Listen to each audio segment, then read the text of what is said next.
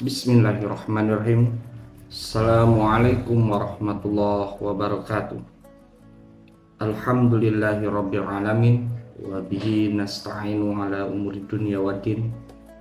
Asyhadu an la ilaha illallah wahdahu la syarikalah wa asyhadu anna Muhammadan abduhu wa rasuluhu alladzi la nabiyya wa la rasula ba'da.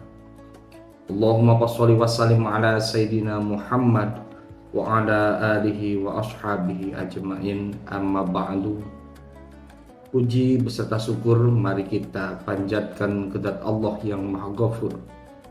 Sholawat beserta salam semoga selamanya tercurah limpahkan kepada kekasih kita, yakni Nabi Muhammad Sallallahu Alaihi Wasallam, kepada para keluarganya, para sahabatnya, tabi'in beserta tabi'at, dan semoga sampai kepada kita selaku umatnya.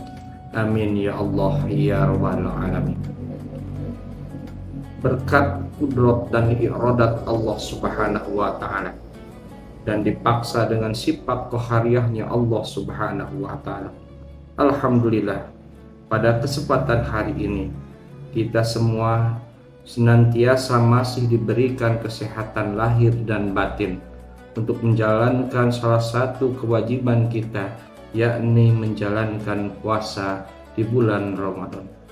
Mudah-mudahan puasa kita dari awal tanggal 1 bulan Ramadan sampai nanti berakhirnya bulan Ramadan diterima oleh Allah Subhanahu wa Ta'ala. Amin ya Allah ya Rabbal Alamin.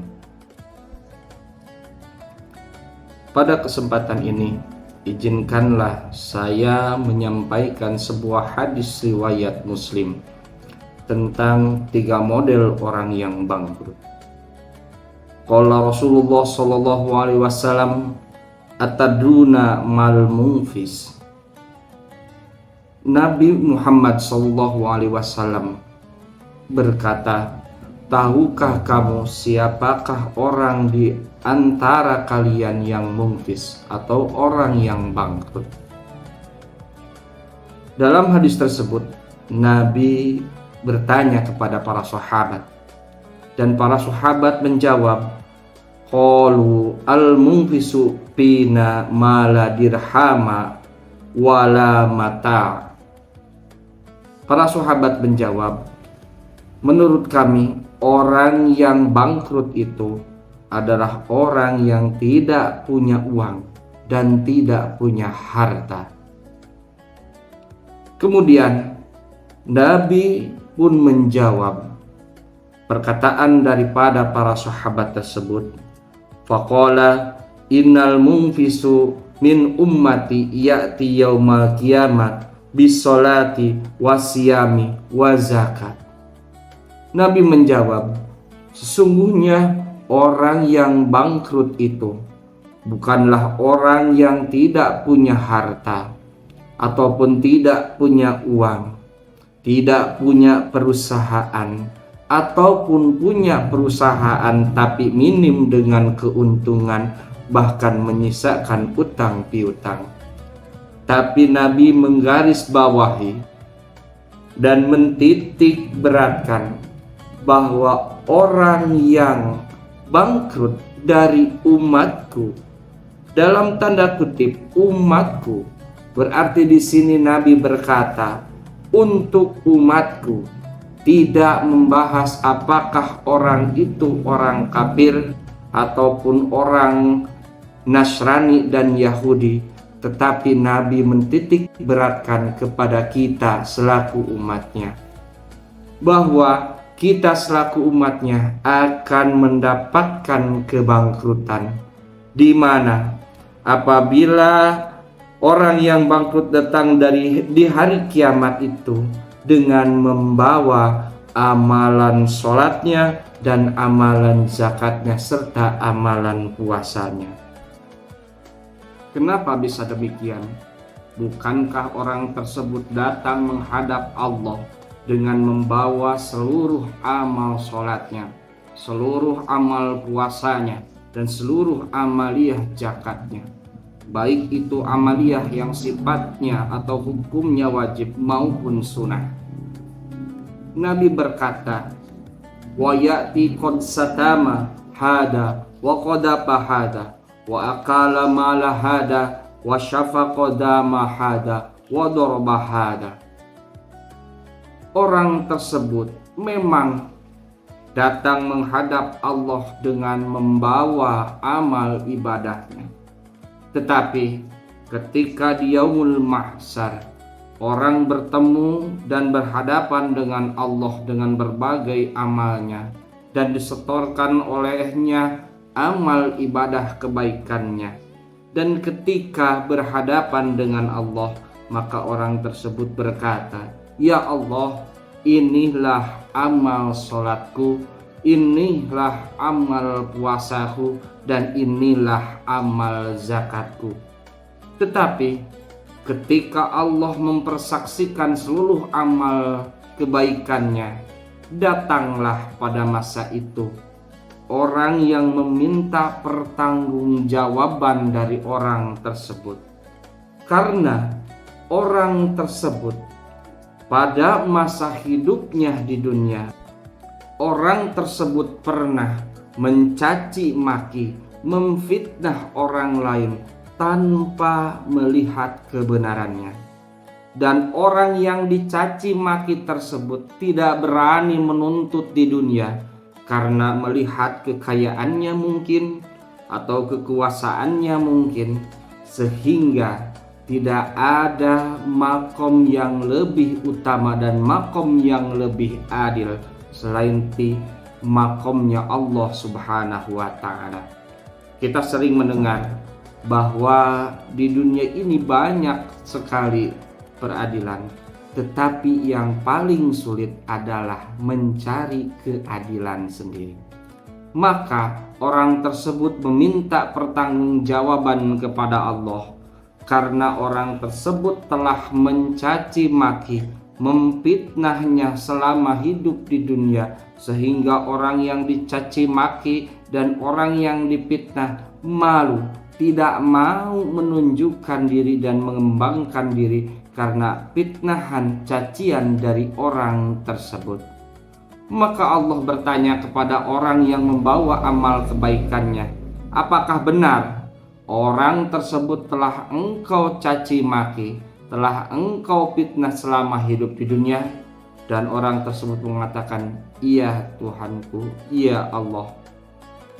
Apa karena kamu merasa bahwa kamu itu banyak harta, jabatannya tinggi, sehingga kamu merasa tidak ada yang mungkin berani meminta pertanggungjawabanmu ketika di dunia? Dan orang tersebut menjawab, iya ya Allah. Maka Allah berkata, kan ku ambil seluruh amal ibadah sholatmu dan kuberikan kepadanya orang yang pernah kamu caci maki ketika di dunia. Lalu datang lagi orang yang kedua. Dia mengatakan, ya Allah, jangan dulu kamu berhenti untuk menghakiminya, karena ketika di dunia harta saya pernah diambil olehnya dengan cara yang tidak manusiawi dan tidak ada kebenaran. Harta saya pernah dirampok olehnya, harta saya ataupun harta negara pernah dikorupsi olehnya. Maka saya meminta pertanggungjawaban, meminta keadilan kepada Allah. Maka di sana Allah juga mengambil amal puasanya dan diberikan kepadanya, sehingga terus menerus sampailah pada batas yang terakhir. Wa yu'dha hada min hasanati, akan kuambil seluruh amal kebaikanmu.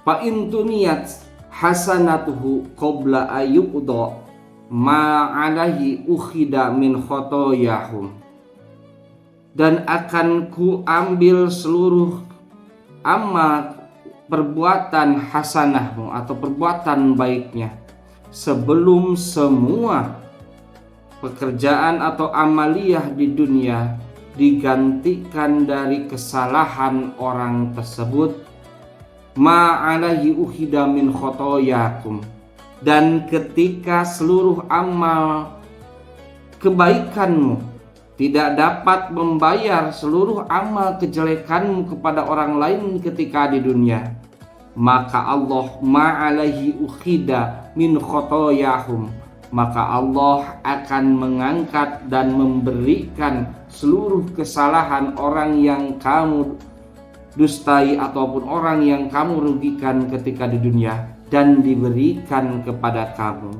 Maka yang terakhir pasti orang tersebut berada di dalam kerugian.